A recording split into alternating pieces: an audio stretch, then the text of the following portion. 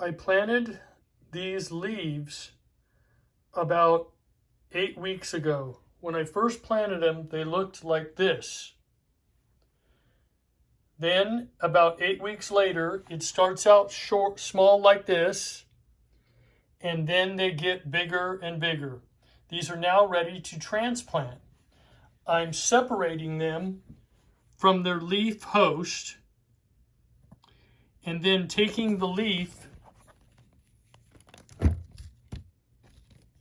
that was on this was this leaf here. This leaf here was attached to that. I'm separating that. Now I'm replanting that leaf here in hopes that it will, because it has a good root system, grow another set of babies. I have never done this before, but I believe that it's going to work. So I'm trying it and I'm videotaping it.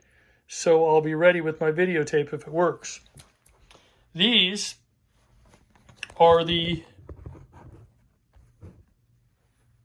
babies that came off of the leaf. I'm separating them like this.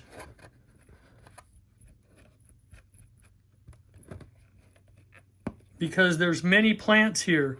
You could actually almost, as you separate them, you'll see that you can pull away the plant and it will have some small roots to it.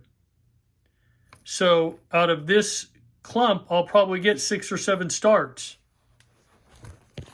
I then put a hole in a little cup. I've wetted this.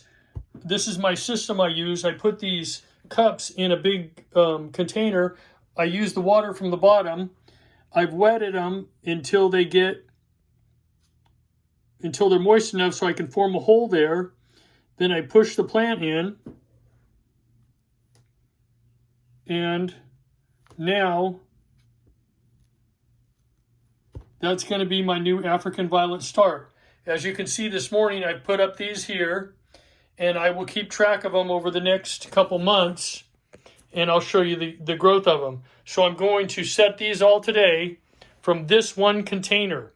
There's probably, like in one of these, there's probably like 15, like at least 10 starts, 15 if I wanted. So I've set those to the side. I also did these 8 weeks ago. So I'll have enough to make a lot of starts. So this is the propagation of African violets by putting the leaves in the dirt like this. It turns to this. But like I said, for the first time, I'm taking the leaf. When I pull it out, I'm taking the leaf, which when I pull it out, it'll look like this.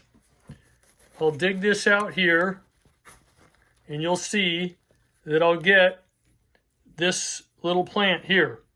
It has the leaf on it. I'll separate the leaf out.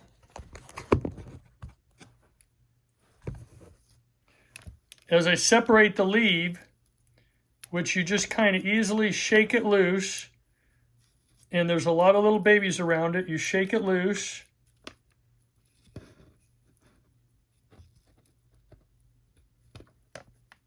And there we go. Now we have this. I have the babies from the plant here. I'm going to now, like I said, as an experiment, I'm going to dig these back into the ground. I'm going to dig this because it has such a good root ball on it. I'm going to put it back, and I'm going to keep track of this. I'm going to put a date on it. I'm going to keep track of this and see if I can regrow, because when you do it just from the plant, it takes about 4 or 5 weeks to get a good root ball.